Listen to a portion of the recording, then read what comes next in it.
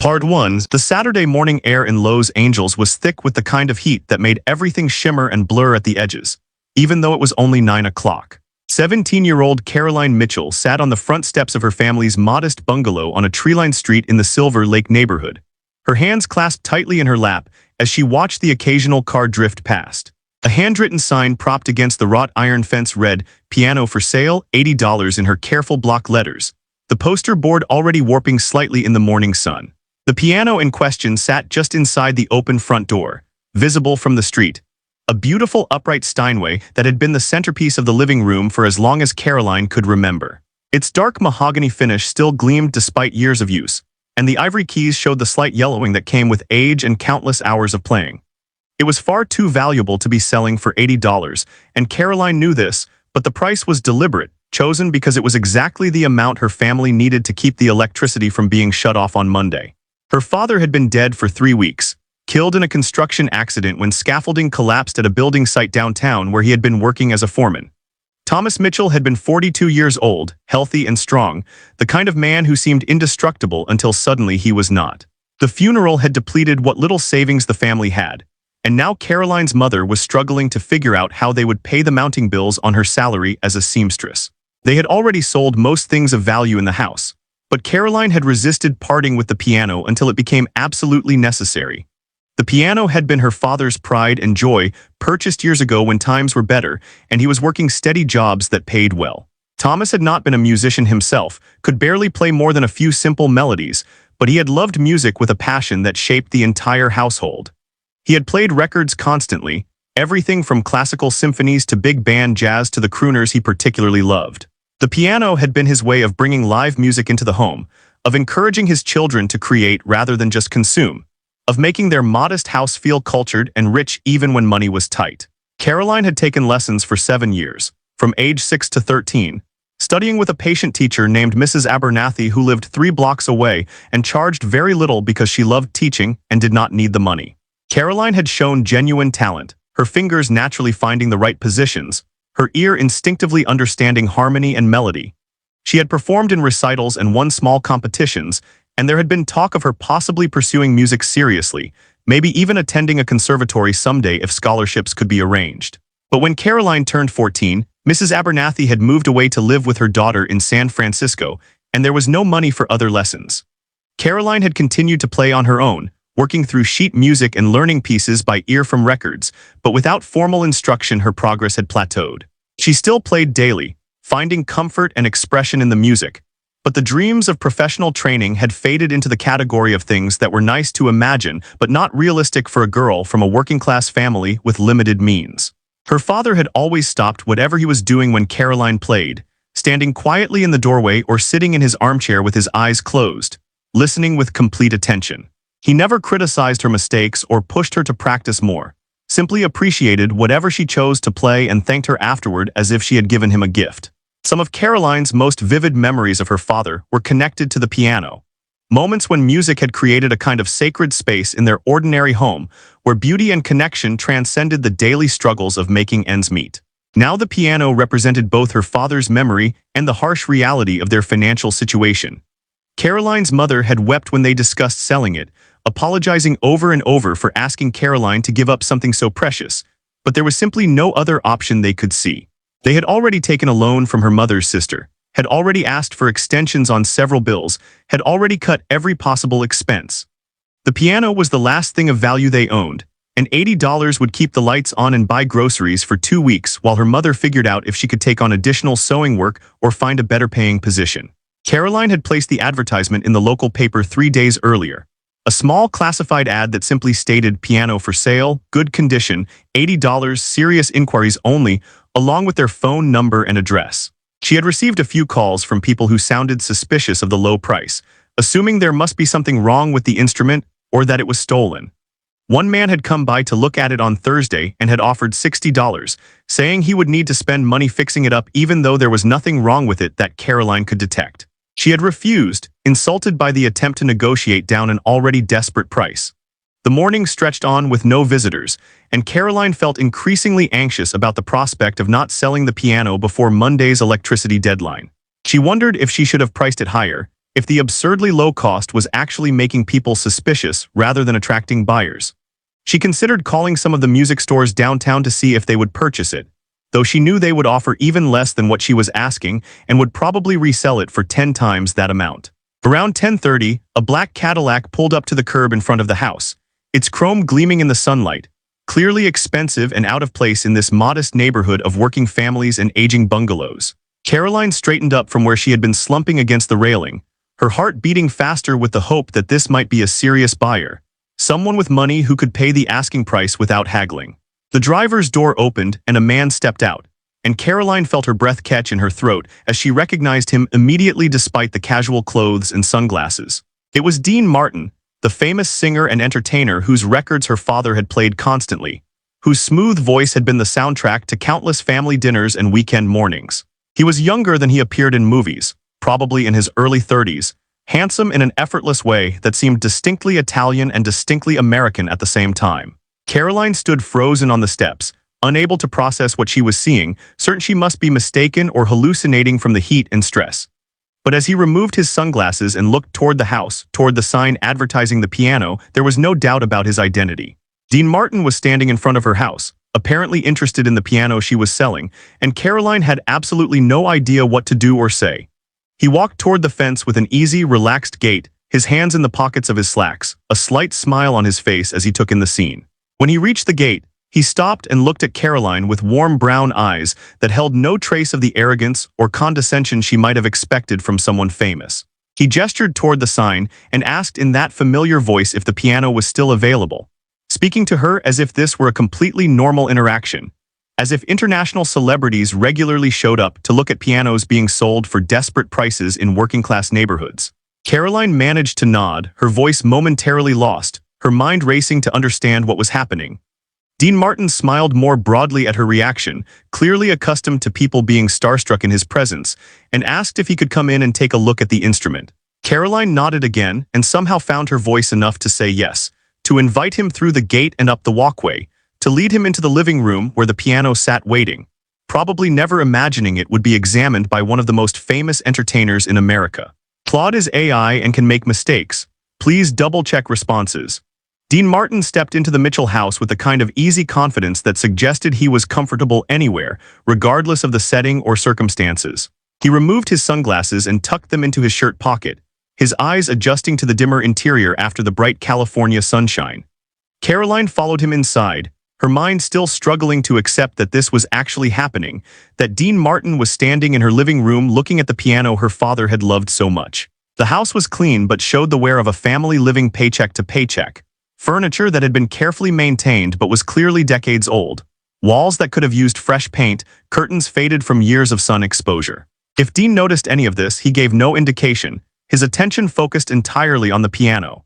He approached it slowly, running his hand along the smooth mahogany surface with obvious appreciation, his fingers trailing over the wood grain as if reading something in its patterns.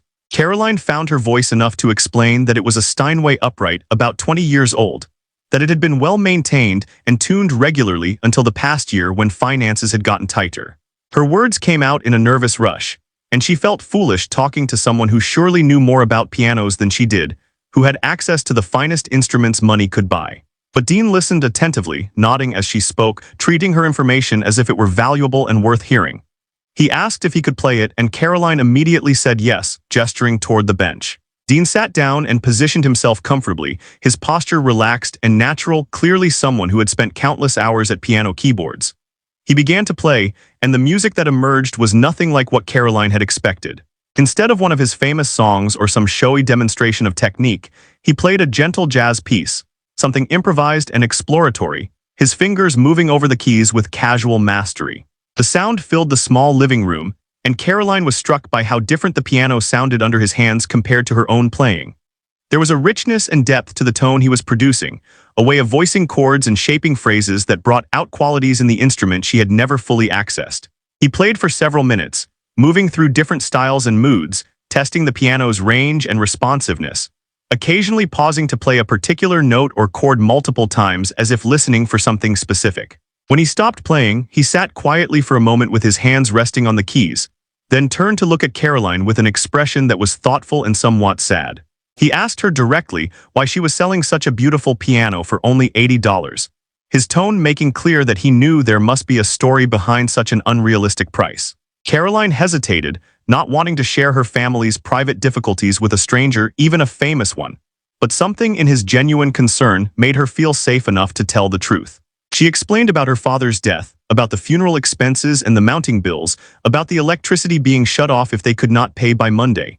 The words came out matter-of-factly at first, Caroline trying to maintain composure, but as she talked about her father and how much he had loved this piano, her voice began to break. She told Dean about how her father would stop everything to listen when she played, about how music had been his escape from the hardness of manual labor, about how this piano represented his dreams for his children to have access to beauty and culture despite their limited means. Dean listened without interrupting, his full attention on Caroline as she spoke, his expression showing empathy and understanding that seemed entirely genuine. When she finished, he was quiet for a long moment, and Caroline felt embarrassed for having shared so much, for having broken down in front of someone she did not know, for having revealed the depths of her family's desperation. She wiped her eyes quickly and apologized, saying she did not mean to burden him with her problems, that he had just come to look at a piano and did not need to hear her whole life story. But Dean shook his head and told her not to apologize, that her story mattered and that he was glad she had shared it. He stood from the piano bench and walked to the window, looking out at the street for a moment before turning back to Caroline.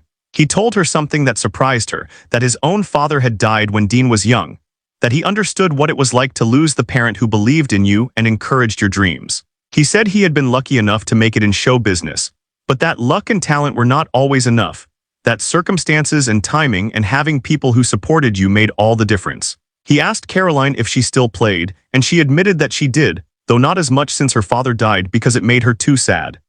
Every time she sat at the piano now, she thought about how he would never again stand in the doorway listening, how she would never again see that look of contentment on his face when she played something he particularly loved. The piano had become associated with loss rather than joy, and yet she could not imagine the house without it, could not imagine giving up this last tangible connection to her father's presence and his hopes for her. Dean walked back to the piano and asked if Caroline would play something for him, said he would like to hear how she sounded on this instrument. Caroline protested that she was not very good, that she had not had lessons in years, that she could not possibly play for someone like him who performed with professional musicians and knew what real talent sounded like. But Dean insisted gently, saying he did not want to hear a perfect performance but just wanted to hear her play, whatever she felt comfortable sharing. Caroline sat at the bench, her hands shaking slightly as she placed them on the keys. She thought about what to play, what would be appropriate for this surreal situation, and finally decided on one of her father's favorite pieces, Clair de Lune by Debussy. She had learned it years ago and still played it from memory, though not always perfectly.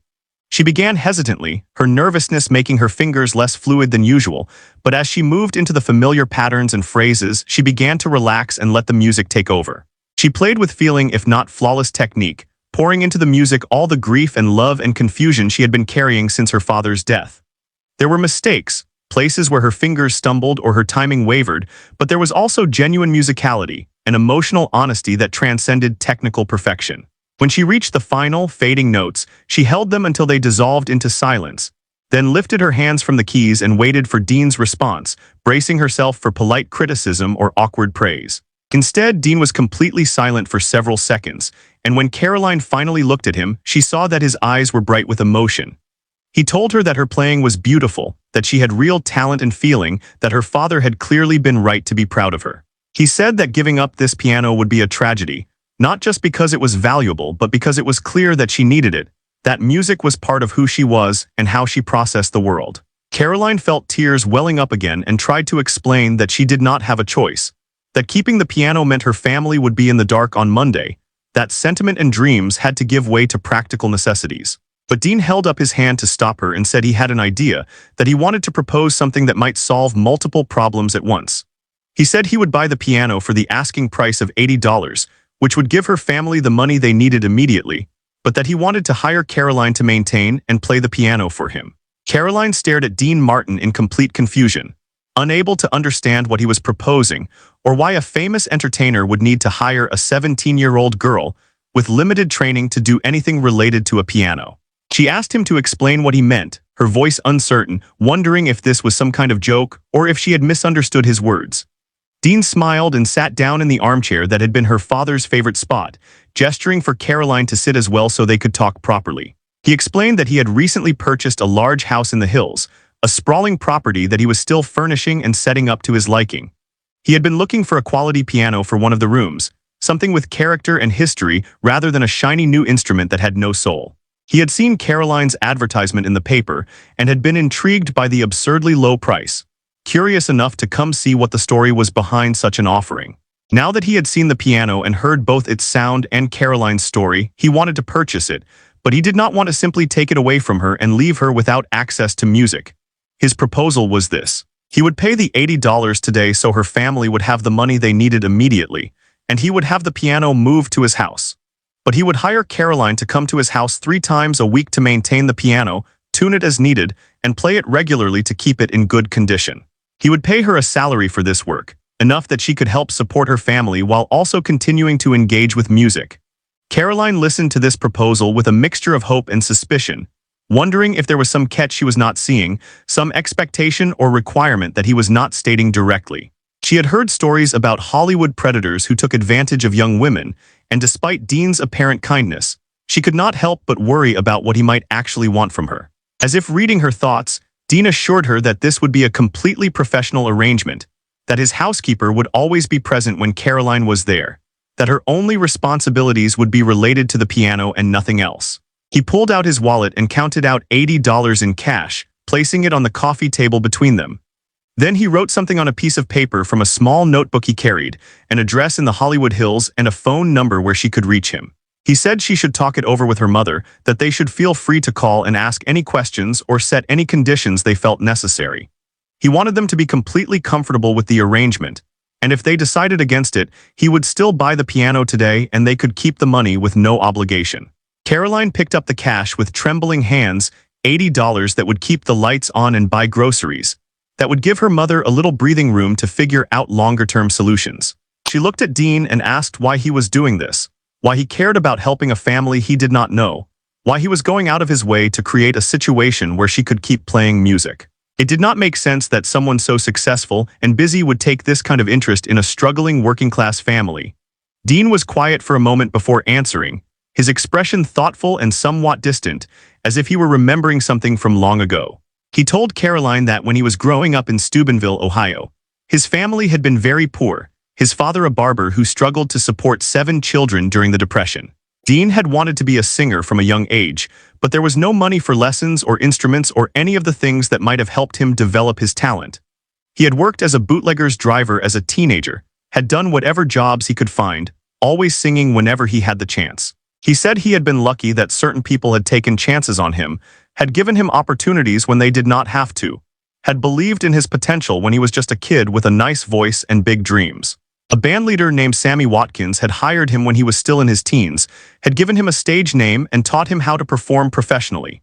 Later, other people had helped him get breaks in nightclubs and radio and eventually movies and records. He had never forgotten that his success was not just about his own talent, but about people who had chosen to help him when they could have just as easily ignored him. Now that he had more money than he knew what to do with, Dean said, he tried to pay that forward when he could, to help people who reminded him of himself or his family, who were struggling but had potential and just needed a break. Caroline's situation had touched him because he could imagine his own mother trying to sell a treasured possession to keep the lights on, could imagine his own sisters having to give up something they loved because of financial necessity. If he could prevent that while also gaining a beautiful piano and helping a talented young woman continue her music, it seemed like an arrangement that benefited everyone. Caroline felt overwhelmed by his kindness and honesty, by the realization that some successful people really did remember where they came from and tried to help others climb similar ladders. She told Dean she would talk to her mother immediately, that she was certain her mother would agree but wanted to respect the proper way of handling such an important decision. Dean stood to leave, saying he would wait to hear from her, that there was no rush and they should take whatever time they needed to feel comfortable with everything. As he walked toward the door, Dean paused and turned back to Caroline with a slight smile. He said there was one other thing he wanted to mention, something he had been thinking about while she played Claire de Lune. He knew a piano teacher, a woman named Alina Kowalski who had trained at prestigious conservatories in Europe and now taught privately in Los Angeles. Alina was very selective about her students, but Dean thought she might be willing to take Caroline on if he asked. The lessons would be part of the employment arrangement, included in what he would pay Caroline for maintaining his piano. Caroline felt tears spilling down her cheeks again, unable to contain the emotion of having so much offered when she had expected to lose everything. Professional lessons with a conservatory-trained teacher were beyond anything she had imagined possible, the kind of opportunity that girls like her simply did not receive. She tried to thank Dean but could not find words adequate to express what this meant, how much hope he was offering in a moment when everything had seemed hopeless. Dean told her not to cry, that she had talent worth developing, and that denying the world her music because of money would be a waste. He said he looked forward to having the piano in his house, and to hearing her play it regularly, that she would be doing him a favor by keeping such a beautiful instrument loved and used rather than sitting silent as decoration. He shook her hand formally, as if they were business partners entering into a professional agreement, then walked out to his Cadillac and drove away, leaving Caroline standing in the doorway holding $80 and a piece of paper that might change her entire future. Caroline's mother, Helen Mitchell, returned home from her shift at the dress shop shortly after noon to find her daughter sitting at the kitchen table with $80 in cash, and a story so unlikely that at first Helen thought Caroline must be making it up or had been the victim of some elaborate scam. But Caroline showed her the money and the paper with Dean Martin's address and phone number, and described in detail the conversation they had had and the arrangement he had proposed. Helen examined the cash carefully, as if expecting it to disappear or reveal itself as counterfeit, then read and reread the address Dean had written down. She asked Caroline to tell her everything again from the beginning, every word Dean had said, every detail of how he had acted, and what exactly he was proposing. Helen had raised her children to be cautious, to understand that things that seemed too good to be true usually were, and she was not going to let her daughter walk into a dangerous situation no matter how desperate their financial circumstances. Caroline repeated the entire encounter, including Dean's story about his own poor childhood and the people who had helped him, his assurance that the housekeeper would always be present, his offer to include professional piano lessons as part of the employment arrangement. Helen listened with the focused attention of a mother trying to protect her child, while also recognizing that this might be a legitimate opportunity, the kind of break that could change everything for their family. When Caroline finished, Helen sat quietly for several minutes, thinking through all the possible angles and risks. Finally, she said they should call the phone number Dean had provided, that she wanted to speak with him directly before making any decisions. Caroline dialed the number with shaking hands, and after several rings, a woman answered identifying herself as Mrs. Cooper, Mr. Martin's housekeeper. Helen took the phone and explained who she was, and Mrs. Cooper immediately said that Mr. Martin had told her to expect a call from the Mitchell family, that he was not home at the moment, but had left instructions for her to answer any questions they might have. Helen asked about the proposed arrangement, about what Caroline's actual duties would be, about what supervision and protections would be in place. Mrs. Cooper explained in a warm, grandmotherly voice that she had worked for Mr. Martin for 2 years, that he was a genuinely kind and decent man who often helped people in quiet ways that never made it into the newspapers. She confirmed that she was always at the house during the day, that Caroline would simply be coming to maintain and play the piano, that there was nothing inappropriate or suspicious about the arrangement. Mrs. Cooper added that Mr. Martin had already called Alina Kowalski, the piano teacher, and that Alina was willing to take Caroline as a student, starting immediately if the family agreed to the arrangement. Alina's studio was also in the Hollywood Hills, not far from Mr. Martin's house, and the lessons could be scheduled on the same days Caroline came to work with the piano. Everything was being set up to make it as convenient and beneficial as possible for Caroline, while also ensuring proper oversight and protection. Helen asked to speak with Mr. Martin directly when he was available, and Mrs. Cooper said he would be home that evening and would be happy to call. True to her word, the phone rang at 7 o'clock that evening, and Dean Martin spent nearly an hour on the phone with Helen, answering every question she could think of, providing references she could call, offering to have her visit the house before Caroline started working to ensure she was comfortable with the environment and arrangements. He reiterated that the salary would be $40 per week, a substantial amount that would make a real difference to the family's finances, paid every Friday for Caroline's work maintaining the piano and practicing on it 3 afternoons per week. The piano lessons with Alina would be completely separate, an additional benefit included in the arrangement at no cost to the family. He would have the piano moved to his house early the following week, and Caroline could start her work and lessons the week after that, giving everyone time to adjust to the new situation. Helen asked the question that had been bothering her most.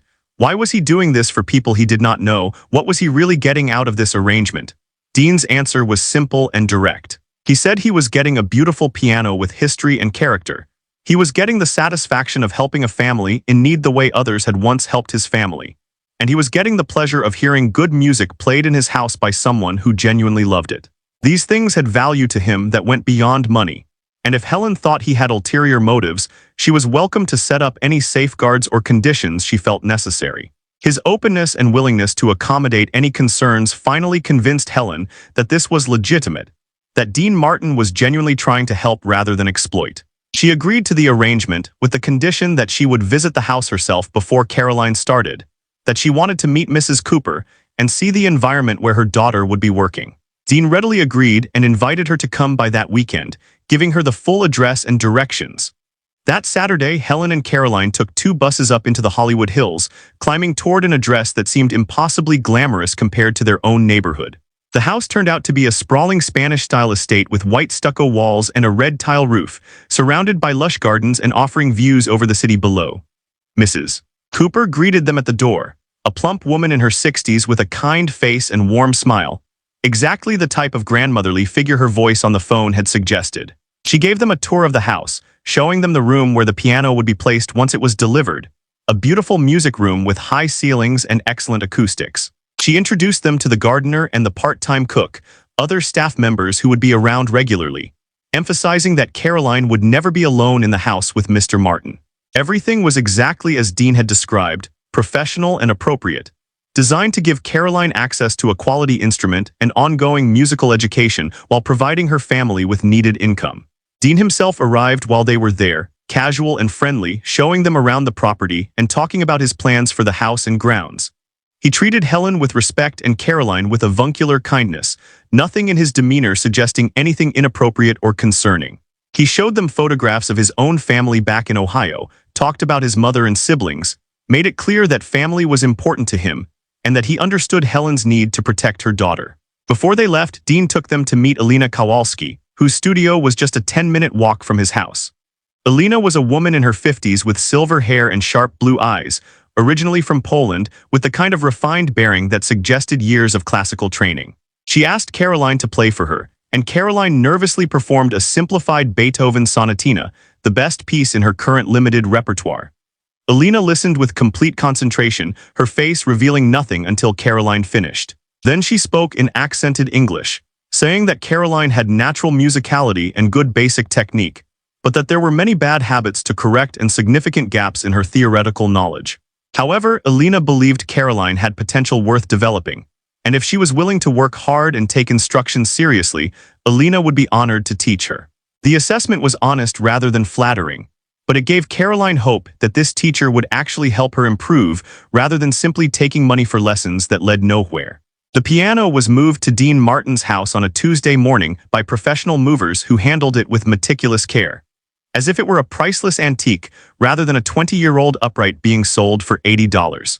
Caroline watched from the sidewalk as the instrument was carefully loaded onto the truck, feeling a complex mixture of loss and anticipation. This piano had been the center of her family's home for so long that seeing it leave felt like losing another piece of her father, another connection severed. But Helen stood beside her with a hand on her shoulder and reminded her that the piano was not really leaving, that Caroline would still play it regularly, that this arrangement was actually allowing the instrument to be cared for properly rather than sitting in their house gradually deteriorating because they could not afford tuning or maintenance. The $80 had already paid the electric bill and bought groceries, and the promise of $40 per week starting next week meant they could begin to catch up on other bills and maybe even save a little. Caroline started her new routine the following Monday, taking 2 buses up into the hills 3 times per week on Monday, Wednesday, and Friday afternoons. Mrs. Cooper always greeted her warmly and showed her to the music room, where the Steinway now sat in a position of honor near floor-to-ceiling windows that overlooked the garden. The room had excellent natural light and beautiful acoustics, and Caroline thought her father would have loved seeing his beloved piano in such a perfect setting. Her duties were exactly as Dean had described. She cleaned and dusted the piano carefully, checked for any issues with the keys or pedals, played it for at least an hour to keep it responsive and in good condition, and kept a log of anything that seemed to need professional attention. Dean was often not home during her scheduled times, but when he was, he would sometimes sit in the music room and listen to her practice, much as her father had done, though Dean would occasionally offer comments or suggestions based on his own extensive experience with music. The piano lessons with Alina Kowalski began that same week and quickly proved to be both exhilarating and humbling. Alina was demanding in ways that Caroline's previous teacher had never been, correcting hand position and posture and breathing, breaking down pieces into tiny components, and insisting they be mastered before moving forward, assigning technical exercises that were boring but necessary. She also opened up worlds of music theory and history that Caroline had never studied, explaining the structure of compositions and the intentions of composers, teaching her to hear what she was playing in new and deeper ways. Alina did not offer much praise, but when she did acknowledge progress, the words carried weight because they were earned rather than given freely. After their third lesson, Alina told Caroline that she had good instincts but had developed lazy habits from playing without proper instruction, and that it would take months of dedicated work to rebuild her technique on a solid foundation. But Alina also said she could see real potential, that Caroline had the musical intelligence and emotional depth that could not be taught, only refined and directed. The $40 per week that Dean paid Caroline made an enormous difference to the Mitchell family's financial situation. It did not solve all their problems, but it gave them breathing room to address bills methodically rather than in constant crisis mode. Helen was able to reduce her hours slightly at the dress shop, giving her more time to be home with Caroline's younger siblings. The family began to stabilize, the acute panic of the weeks following Thomas's death gradually settling into a new normal that was difficult but manageable. Caroline threw herself into her music with an intensity that sometimes worried her mother. She practiced on Dean's piano during her scheduled times and on an old upright at her school during lunch periods and after classes, working through the exercises Alina assigned and learning the increasingly complex pieces that pushed her abilities.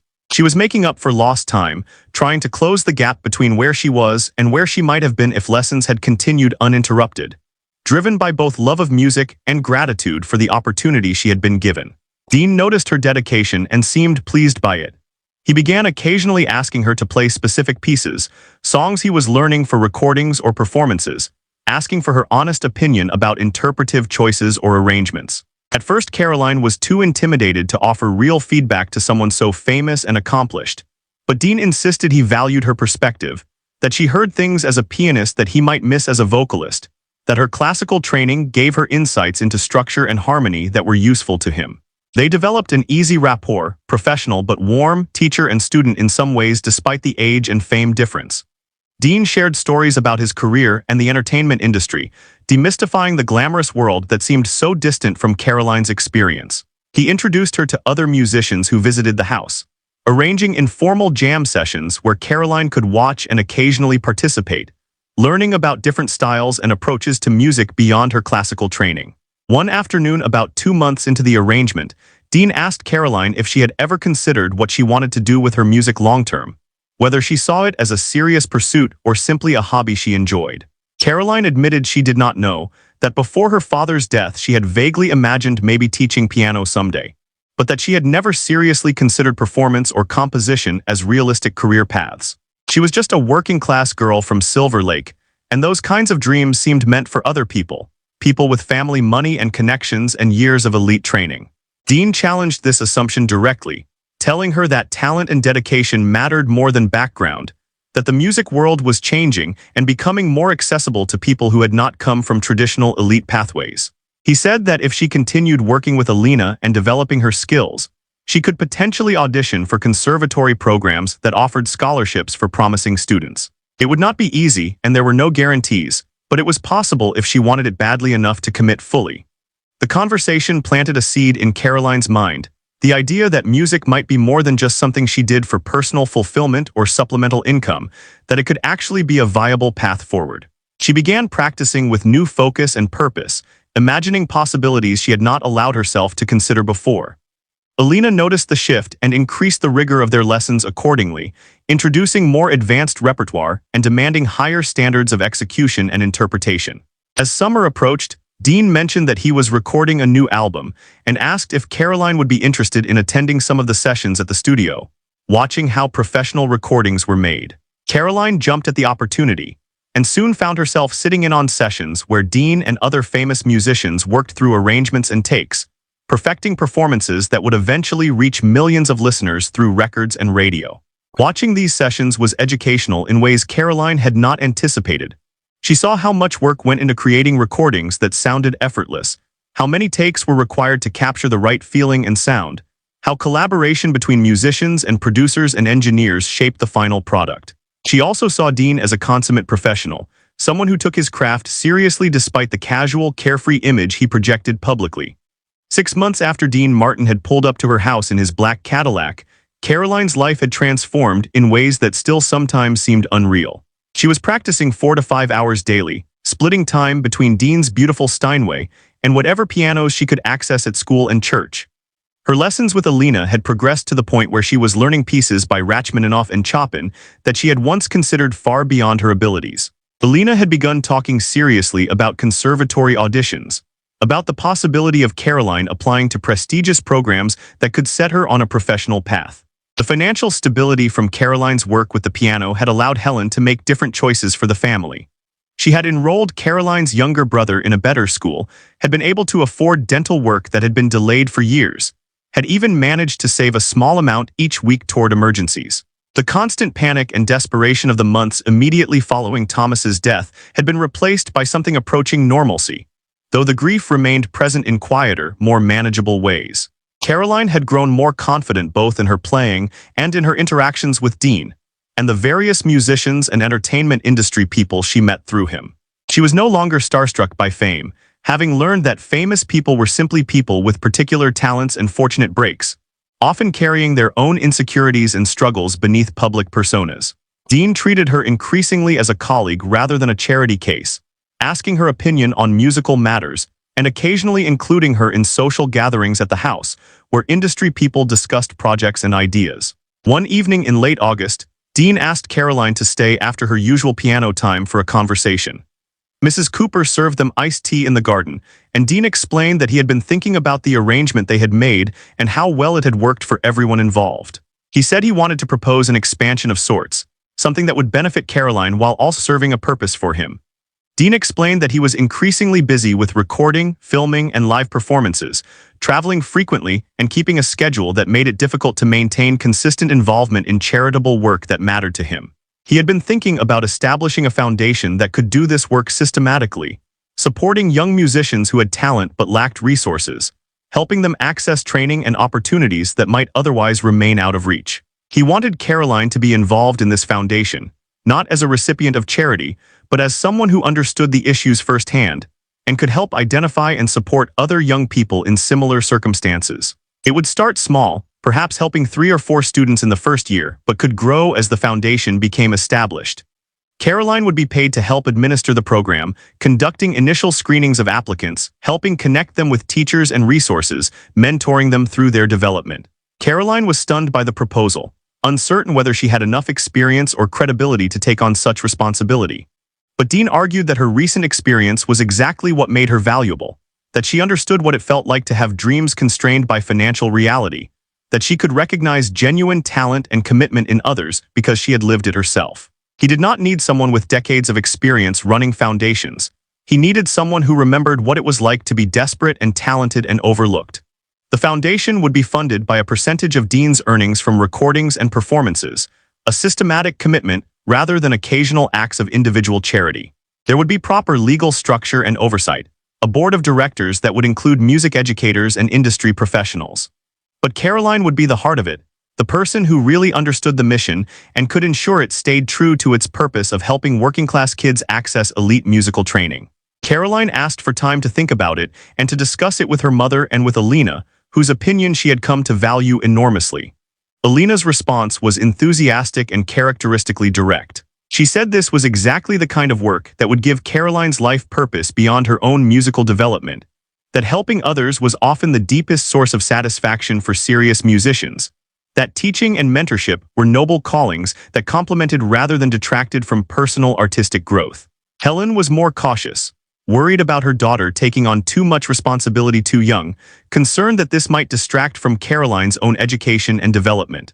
But she also recognized that Dean was offering Caroline a chance to build something meaningful, to create a legacy that extended beyond her individual achievements. After several long conversations, Helen gave her blessing with the condition that Caroline continue her own lessons and musical studies, that the foundation work enhance rather than replace her personal growth. Caroline accepted Dean's proposal, and they spent the fall months working with lawyers and accountants to establish the foundation properly, creating structures and guidelines that would ensure the money was used effectively and that beneficiaries were chosen fairly.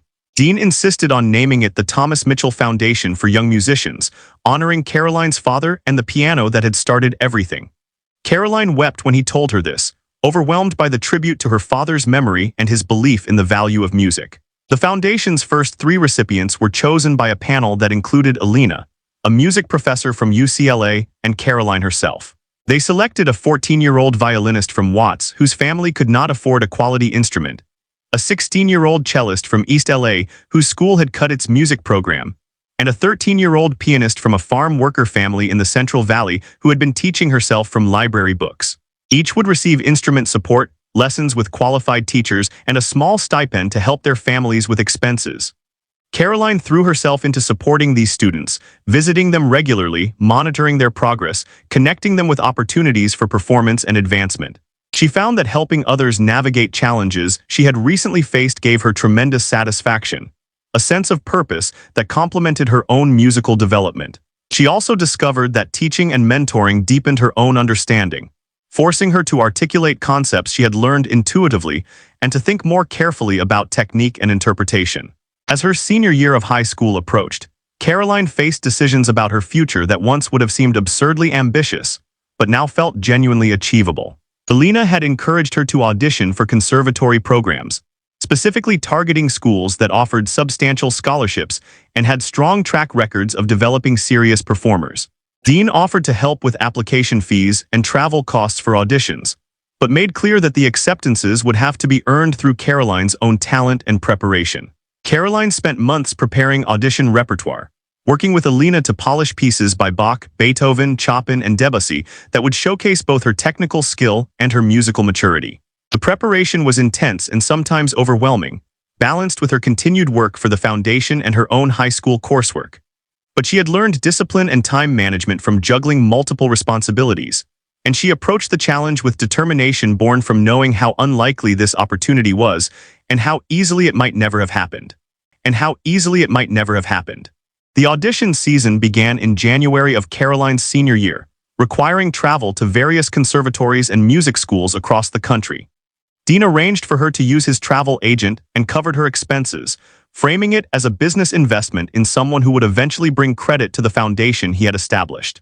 Helen took time off from work to accompany Caroline to the auditions, understanding that these performances would determine the trajectory of her daughter's future. The auditions themselves were simultaneously terrifying and exhilarating. Caroline performed in front of panels of distinguished faculty members, playing in beautiful concert halls and practice rooms, surrounded by other talented students who had been groomed for these moments through years of elite training. She fought against feelings of inadequacy and imposter syndrome, reminding herself that Alina believed she was ready, that her preparation had been thorough, that her unconventional path to this point was a strength rather than a weakness. At the San Francisco Conservatory, one of the panelists asked about the gap in her formal training and what she had been doing musically during those years. Caroline explained honestly about her father's death and the financial struggles that had interrupted her lessons, about working for Dean Martin and studying with Alina Kowalski, about helping establish a foundation to support other young musicians in similar circumstances. The panel members listened with obvious interest, one of them commenting that life experience and maturity often produced more interesting artists than uninterrupted technical training. At Juilliard, the most prestigious and competitive program she applied to, Caroline played her prepared pieces and then was asked to sight-read a complex modern composition she had never seen before. She struggled through it, making mistakes but demonstrating good musicianship and the ability to adapt quickly to unfamiliar material. When she finished, the panel chair asked her to play something not on her prepared list, something she loved purely for its own sake. Caroline chose the Clair de Lune she had played for Dean on the day they met, the piece her father had loved most, and she played it with all the emotion and memory and gratitude it carried for her. The results came in gradually over late winter and early spring, thick envelopes and thin ones arriving in the mail with the power to determine futures. Caroline was rejected by some schools, waitlisted by others, but accepted by several quality programs including the San Francisco Conservatory and, to her astonishment, Juilliard, both with scholarship packages that would make attendance financially feasible. The Juilliard acceptance came with a personal note from the panel chair saying that her playing had shown exactly the kind of emotional depth and life experience they looked for in students, that technical perfection could be developed, but genuine musicality could not be taught. The decision of where to attend was agonizing, weighing the prestige of Juilliard against the distance from family and the foundation work she had been developing in Los Angeles. Dean invited Caroline and Helen to dinner at his house to discuss the options, wanting to help Caroline think through the implications without imposing his own preferences. Over Mrs. Cooper's excellent cooking, they talked through the advantages of each program, the career paths they might open, the personal costs and benefits of different choices. Dean shared his own experience of leaving Ohio for Los Angeles, the difficulty of being far from family, but also the necessity of going where the opportunities were if you wanted to succeed in entertainment. He said that Caroline had worked too hard to compromise now, that she should choose based on where she would receive the best training and have access to the best opportunities, not based on comfort or familiarity. The foundation could continue with or without her daily involvement. Her responsibility now was to develop her own talent as fully as possible. Elena's advice was characteristically direct. Juilliard was the best classical music training available in the country, possibly the world, and turning it down would be foolish unless there were compelling reasons beyond sentiment or convenience. She said Caroline had already proven she could handle difficult circumstances and make them work to her advantage, that the challenge of Juilliard would push her to become the musician she was capable of being. After weeks of deliberation, Caroline chose Juilliard, accepting the scholarship and committing to move to New York in the fall. The decision felt terrifying and right in equal measure, a leap into an unknown future that would have been literally impossible without the chain of events that started with Dean Martin pulling up to her house to look at a piano being sold for $80. She thought about how many small things had to align for this opportunity to exist, how easily any part of it could have gone differently and left her in a completely different place. The months before leaving for New York were bittersweet, filled with preparation and farewells and the reality of how much her life was about to change. Caroline worked to ensure the foundation had systems in place that would allow it to continue operating effectively without her daily involvement.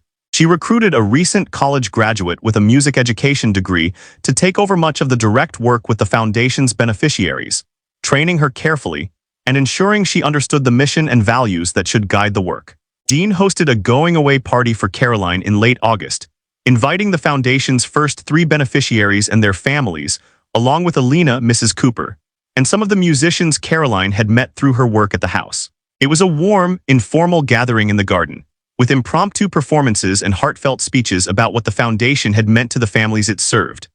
The young violinist from Watts played a piece she had been working on, her tone and technique dramatically improved from when Caroline had first heard her play 9 months earlier. At one point during the party, Dean pulled Caroline aside and walked her to the music room where the Steinway piano sat, the instrument that had started everything. He told her that this piano would always be here for her, that whenever she came home from New York she should come play it, that it represented not just her father's memory, but also the unexpected ways that generosity and need could connect to create something meaningful.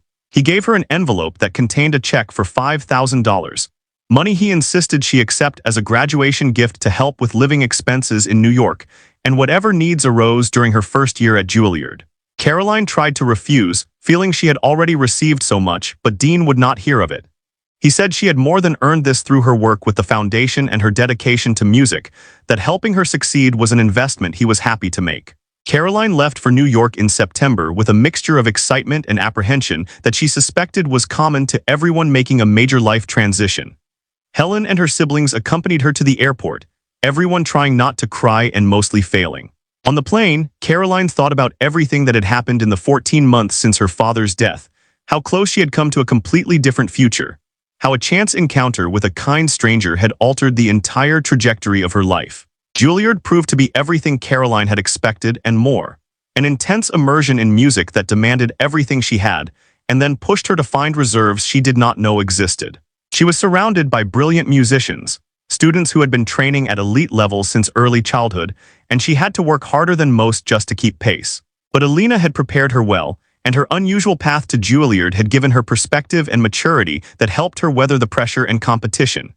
She called home weekly and wrote letters to Dean and Alina regularly, sharing her experiences and struggles and small triumphs. Dean responded with encouraging notes and occasional care packages, always reminding her that the difficulty of the training was evidence she was pushing herself appropriately. That easy success would suggest she had not challenged herself enough. Alina's letters were more critical and specific, offering technical advice and urging Caroline to seek out particular teachers or performance opportunities. During her first year at Juilliard, Caroline began to attract attention from faculty and fellow students for her interpretive depth and emotional maturity. She was not the most technically proficient student, not the one who could play the fastest or execute the most difficult passages flawlessly, but she brought something to her performances that others struggled to match, a quality of feeling and communication that transcended mere execution. A review of her sophomore recital in a student publication described her playing as having the wisdom of lived experience, noting that her performance of Chopin's Ballade No. 1 communicated the work's tragedy and triumph in ways that suggested she understood loss and resilience firsthand rather than as abstract concepts. The review made Caroline think about her father and the piano and Dean Martin and everything that had led to this moment, how suffering and luck and generosity had combined to create opportunities that changed everything. The Thomas Mitchell Foundation continued to grow during Caroline's time at Juilliard, expanding to serve a dozen students annually, then 20, then more. Dean remained actively involved, using his growing fame to raise awareness and funds, occasionally performing benefit concerts where proceeds went to support young musicians. He called Caroline occasionally to discuss foundation matters and to hear about her progress, maintaining the connection they had established and taking obvious pleasure in her achievements. In her junior year, Caroline won a prestigious competition that came with a cash prize and a debut recital at Carnegie Hall, a milestone that seemed surreal for someone who had been selling her father's piano for $80 just a few years earlier. She invited Dean and Alina and her family to the performance, and they all flew to New York for the occasion, sitting in the audience as Caroline walked onto one of the world's most famous stages to perform a program of works by Bach, Beethoven, Chopin, and Ravel. Standing at the piano before beginning, Caroline looked out at the packed hall and thought about the journey that had brought her to this moment. She thought about her father who had loved music and had believed in her potential even when there seemed no practical path to developing it. She thought about the desperate day when she had posted a sign selling his beloved piano for whatever money might keep the lights on. She thought about Dean Martin's inexplicable kindness, his decision to help a struggling family he had no obligation to care about. She played the recital with complete focus and emotional honesty, each piece chosen to showcase different aspects of her artistry and development. The Bach was precise and architectural, the Beethoven passionate and dramatic, the Chopin lyrical and deeply felt, the Ravel shimmering and impressionistic. When she finished the program and took her bows to sustained applause, she saw Dean and Alina and her family standing and clapping, their faces showing pride and emotion that made all the struggle and sacrifice worthwhile. After the recital at a small gathering of family and friends, Dean proposed a toast to Caroline's success and to the power of music to transform lives. He told the assembled group the story of how they had met, about the $80 piano and the struggling teenage girl and the impulsive decision to help that had led to so much more. He said that his investment had paid greater dividends than he could have imagined, not in financial terms, but in the satisfaction of seeing genuine talent nurtured and watching a foundation grow that would help countless other young musicians find their paths. Caroline responded with her own toast, thanking Dean for seeing potential in a frightened teenager and for understanding that sometimes what people need is not charity but opportunity, not handouts but pathways to develop their own capabilities. She thanked Alina for demanding excellence and never accepting less than her best effort. She thanked her mother for supporting her dreams even when they seemed impractical and dangerous. And she honored her father's memory, acknowledging that his love of music and his belief in its value had planted seeds that took years to fully flower, but had ultimately determined the course of her life. Caroline graduated from Juilliard with honors and immediately began receiving offers for performances and teaching positions. The normal struggle to establish a career eased somewhat by her competition success and Carnegie Hall debut. She chose to split her time between performing and teaching, wanting to stay connected to the next generation of musicians and to embody the kind of mentorship that had been so crucial to her own development. She also increased her involvement with the Thomas Mitchell Foundation, which had grown large enough to need more sophisticated management and strategic direction. Dean established a full-time staff but kept Caroline on the board of directors, valuing her perspective and her connection to the foundation's mission. Together, they expanded the program to include not just financial support for individual students, but also grants to schools in low-income areas to rebuild music programs, scholarships for summer intensives and music camps, and support for community music organizations. The foundation began to attract attention from other wealthy donors who were inspired by Dean's example and wanted to support similar work. Within a decade of its founding, it had an endowment in the millions and was serving hundreds of young musicians annually across the country.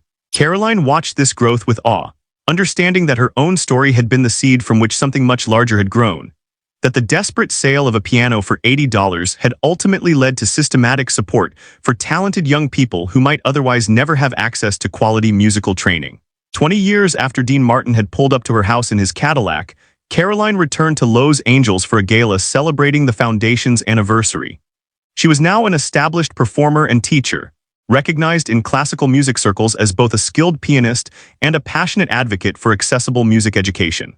She had performed in major concert halls around the world, had made several well-received recordings, and had taught at prestigious institutions while maintaining her commitment to working with students from non-traditional backgrounds. Dean was older now but still performing, his career having evolved but never faded, his fame secure and his legacy established not just through his entertainment work, but through his philanthropy. At the gala, he and Caroline performed together, Dean singing while Caroline accompanied on piano, a version of That's Amore arranged specifically for the occasion.